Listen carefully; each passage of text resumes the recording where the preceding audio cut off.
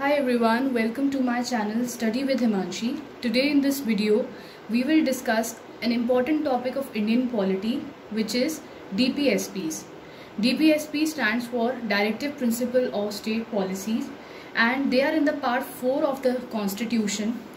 Article 36 to Article 51 are related to the DPSPs.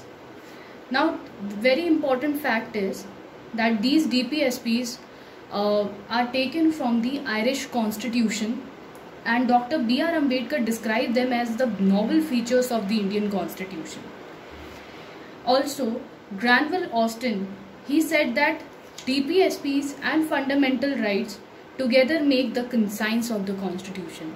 So these things shows the significance of DPSPs. Now let's see some features of the Directive Principle of State Policies.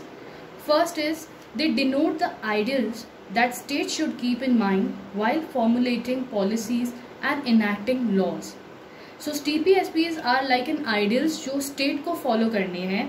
State में से मतलब है यहाँ पे जो आपका executive है, government है, that it should keep in mind while formulating any policies or whenever it is enacting any laws.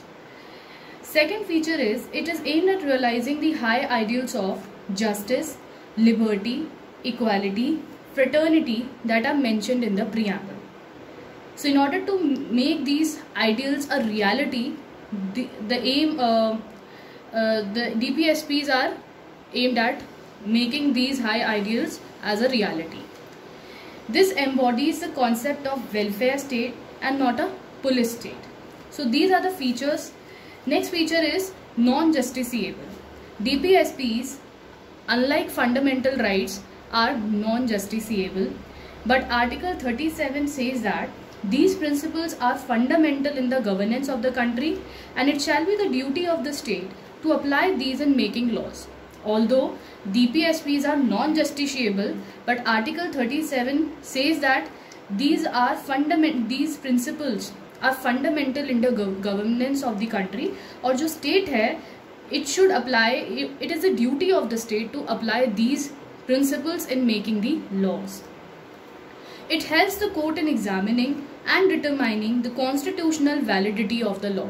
So these were the features, or you can say the significance of the DPSP. So the DPSPs are classified under 3 major heads.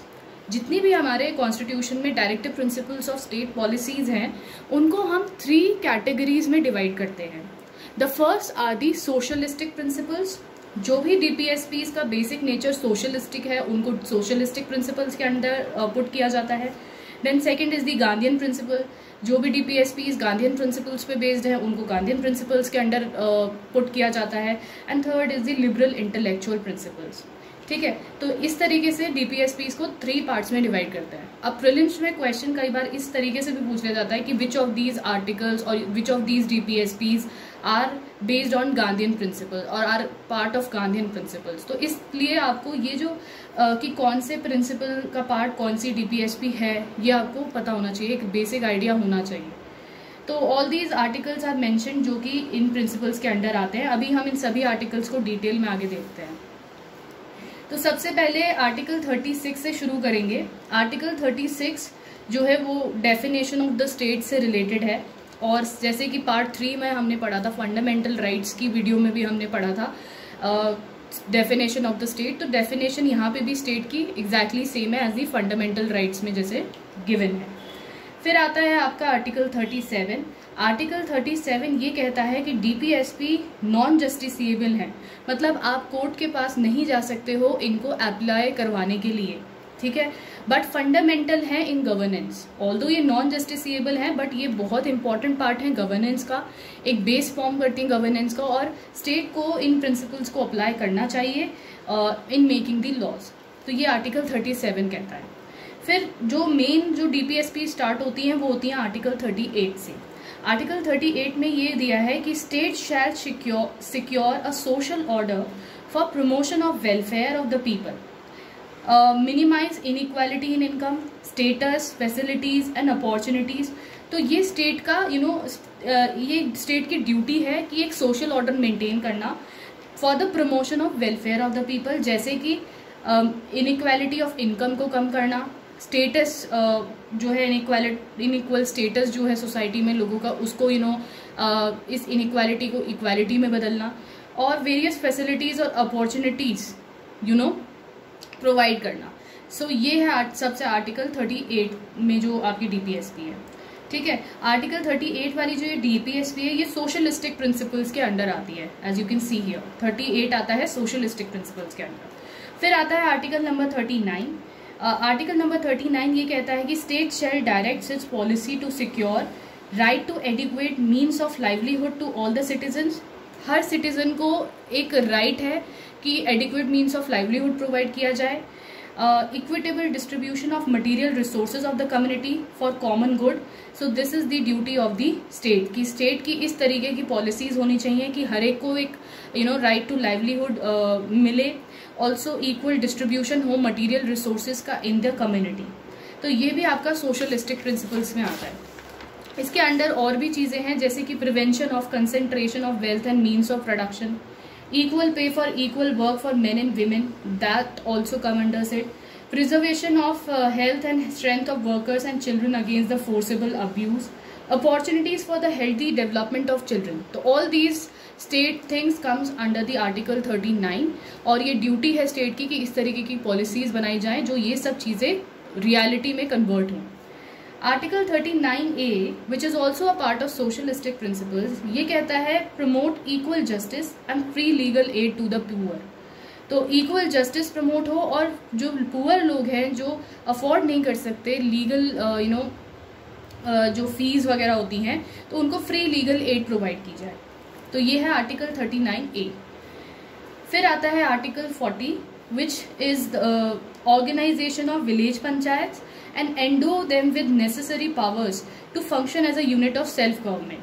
तो village panchayat का organisation और उनको necessary powers दी जाए to function as a unit of self government. ये पहले DPSP का part था बट लेटर ऑन फिर जो पंचायती राज एक्ट के थ्रू इस चीज़ को स्टेट ने रियलाइज किया, इस चीज़ को स्टेट ने रियलिटी में कन्वर्ट किया by bringing the Panchayati Raj act. ठीक है, तो आर्टिकल 40 जो है ये गांधीयन प्रिंसिपल का पार्ट है। As you can see here village panchayat का ऑर्गेनाइजेशन बिकॉज ये गांधीयन प्रिंसिपल्स पे बेस्ड है। आर्टिकल 41 कहता है secure right to work, to education and to public assistance in cases of unemployment, old age, sickness and disablement. तो it basically provides the right to work. फिर article 42 आता है, ये कहता है provision for just and humane condition for work and maternity relief. तो मतलब हर इंसान को मतलब एक जो वर्किंग एनवायरनमेंट है वो अच्छा हो, ऐसा ना हो कि बहुत ही कंजस्टेड वर्किंग एनवायरनमेंट है, वहाँ पे बहुत सारे लोग काम कर रहे हैं और अच्छी कंडीशंस में काम नहीं कर रहे हैं लोग और बहुत लॉन्ग आवर्स के लिए दे आर वर्किंग, जैसे ब्रिटिश पीरियड में था इस तरीके से ना हो। मैटरनिटी रिलीफ भी प्रोवाइड की जाए और वर्क का जो है वो कंडीशंस जो है अच्छी प्रोवाइड हो वर्किंग प्लेस पे। तो ये है आर्टिकल 42। फिर आता है article 43। It is related to secure the living wage, a decent standard of living and social and cultural opportunities for all the workers। फिर 43A आता है, that was introduced through an amendment। It says participation of workers in the management of the industries। Workers का participation industry के management में होना चाहिए। फिर 43B आता है which says promotion of cooperative societies. It is related to the promotion of cooperative societies. फिर आता है आपका article 44 which says secure for all citizens a uniform civil code throughout the country. This is a very important DPSP जिसपे काफ़ी debate चलती रहती है that whether this DPSP should be converted into a law और not. तो uniform civil code article 44 में mentioned है और ये कौन सी इन प्रिंसिपल्स का पार्ट है, लिबरल इंटेलेक्चुअल प्रिंसिपल्स का 44। ठीक है, फिर इसके बाद आता है 45 which is related to the provision of early childhood care and education to the children below the age of 6 years. जो भी बच्चे 6 साल से कम उम्र के हैं, मतलब ये बेसिकली एलिमेंट्री एजुकेशन को प्रोवाइड करने का वो है कि अर्ली चाइल्डहुड केयर और एजुकेशन प्रोवाइड की जाए बच्चों को जो 6 साल से कम के हैं। बिकॉज 6 to 14 ईयर्स वालों को तो फंडामेंटल राइट्स में राइट अवेलेबल है ठीक है, राइट टू एजुकेशन के थ्रू। 86 कॉन्स्टिट्यूशनल अमेंडमेंट एक्ट 2002 ने सेवरल 3 चेंजेस किए थे, जो मैंने फंडामेंटल राइट्स वाले चैप्टर में भी डिस्कस किया था। तो इस जो 45 आर्टिकल है, इसका सब्जेक्ट मैटर चेंज करके क्या किया था कि अर्ली चाइल्डहुड केयर और एजुकेशन बच्चों को प्रोवाइड की जाए जो 6 साल से कम है। 46 आर्टिकल कहता है promotion of educational interest of SCs, STs and other weaker sections. So this is the article 46। और ये कौन से हेड के अंदर आता है? ये आता है गांधीयन प्रिंसिपल्स के अंडर, ठीक है। फिर आता है आपका 47 article. 47 article is related to the duty of the state to raise the level of nutrition, standard of living and improve the public health. तो ये स्टेट की ड्यूटी है कि लेवल ऑफ न्यूट्रिशन को वो इम्प्रूव करें लोगों की, और स्टैंडर्ड ऑफ लिविंग को इम्प्रूव करें, और पब्लिक हेल्थ पे ध्यान दिया जाए, उसको इम्प्रूव किया जाए। ऑल्सो इसमें एक और चीज एडेड है, prohibition of consumption of intoxicating drinks and drugs. देखो ये वाला जो पार्ट है इसका, ये गांधीयन प्रिंसिपल का पार्ट है, और अनदर जो पार्ट है दूसरा, वो आपका सोशलिस्टिक प्रिंसिपल्स का पार्ट है। तो ऊपर वाला जो ये पार्ट है, duty of the state to raise the level of nutrition and all, this is the part of socialistic principle. और जो इसका दूसरा पार्ट है आर्टिकल का, prohibit consumption of intoxicating drinks and drugs, ये गांधीयन प्रिंसिपल का part है, ठीक है। तो ये आर्टिकल दोनों प्रिंसिपल्स में आता है।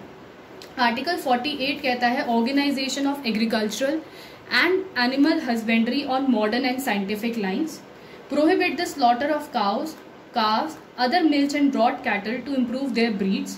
ये आता है आपका अगेन गांधीयन में भी आता है और लिबरल इंटेलेक्चुअल में भी आता है, ठीक है। तो ये वाला part is basically the part of liberal intellectual and this is Gandhian. Then 48A आता है protection and improvement of environment and safeguarding of forest and wildlife. तो it is basically related to the conservation of the environment, protection of the environment.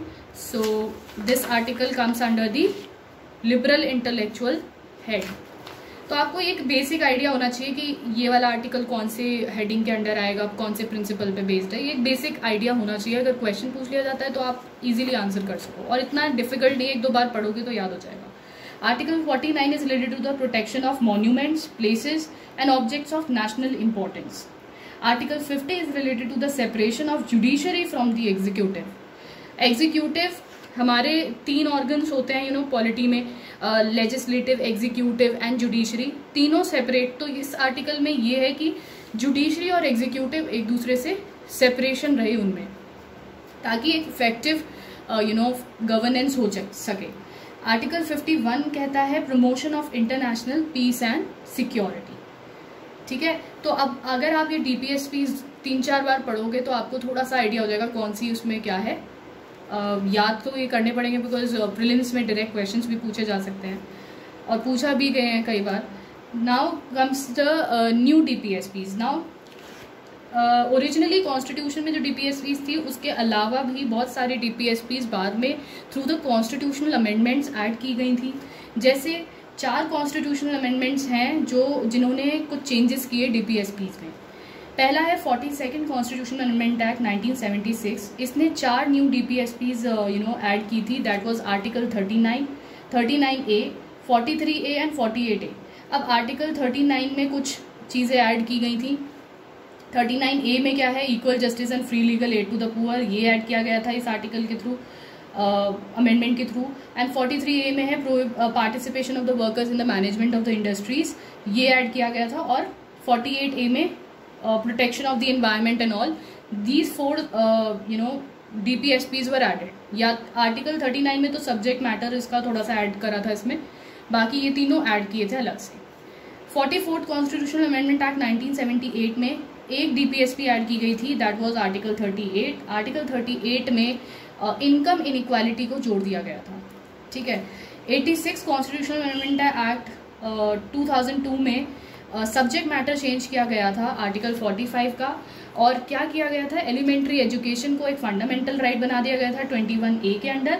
और जो 6 year से below के जो बच्चे हैं उनकी एजुकेशन और उनकी जो अर्ली चाइल्डहुड केयर और education to the children below the 6 year of age, 45 article में इसका बेसिकली सब्जेक्ट मैटर चेंज किया गया था। पहले इसमें क्या था, 6 to 14 ईयर्स एज वाले बच्चों को राइट टू एजुकेशन, ये इसका सब्जेक्ट मैटर था। बट इस चीज़ को फिर फंडामेंटल राइट बना दिया गया आर्टिकल 21A ऐड कर दिया गया फंडामेंटल राइट्स में, और इसमें फिर इसका सब्जेक्ट मैटर चेंज करके ये प्रोविजन लाया गया। ठीक है, तो ये भी काफ़ी इंपॉर्टेंट है।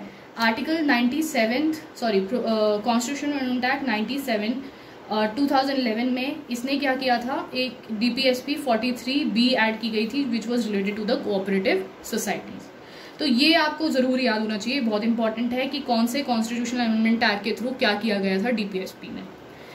फिर आता है कि DPSP नॉन जस्टिसिएबल क्यों बनाई गई, वाई, जैसे फंडामेंटल राइट जस्टिसिएबल है, DPSP को क्यों नहीं जस्टिसिएबल बनाया गया।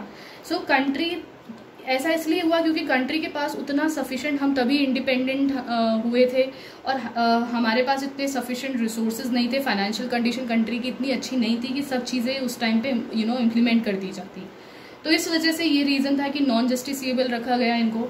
ऑल्सो वास्ट डाइवर्सिटी और बैकवर्डनेस की वजह से कंट्री में ये इम्प्लीमेंट होना बहुत डिफिकल्ट था उस टाइम पे।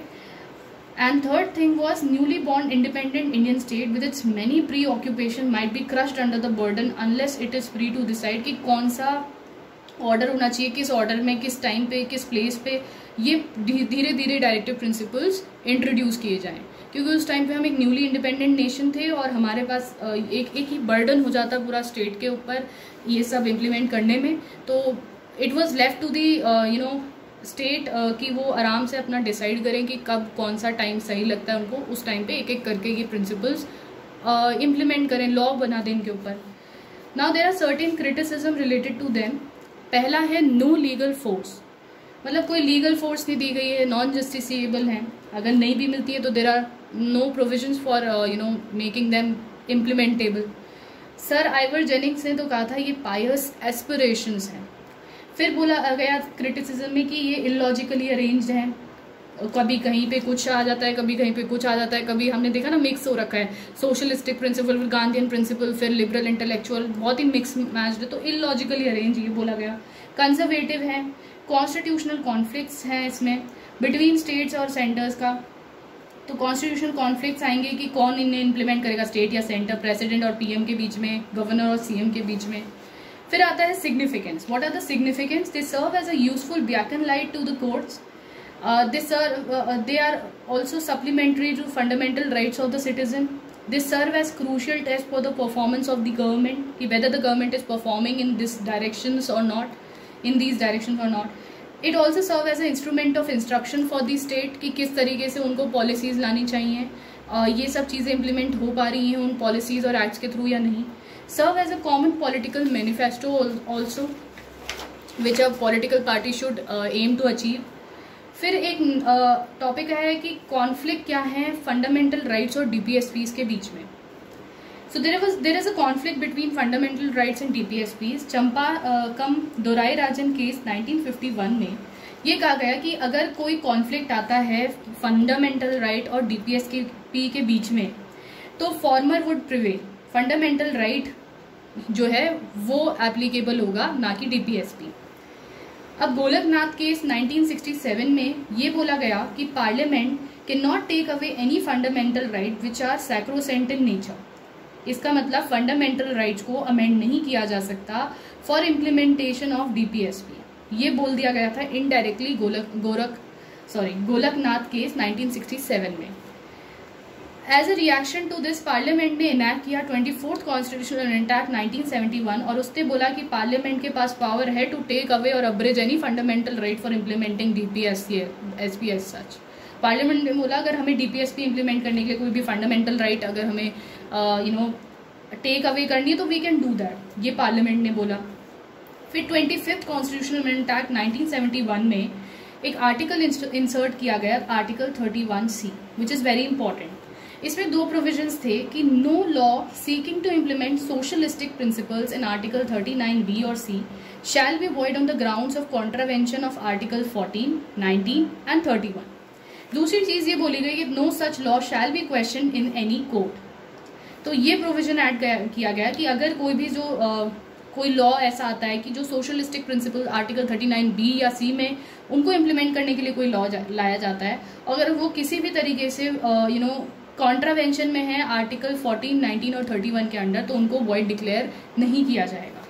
फिर केशवानंदा भारती केस 1973 ने इस वाली प्रोविजन को तो अपहेल्ड करा, आर्टिकल इस वाले को, और जो बी है इसको अनकॉन्स्टिट्यूशनल बोला कि no such law shall be question in any court. Kesavananda Bharati case ने कहा कि आप ऐसी ये प्रोविजन नहीं ला सकते कि कोर्ट इसमें इंटरफेयर नहीं कर सकता।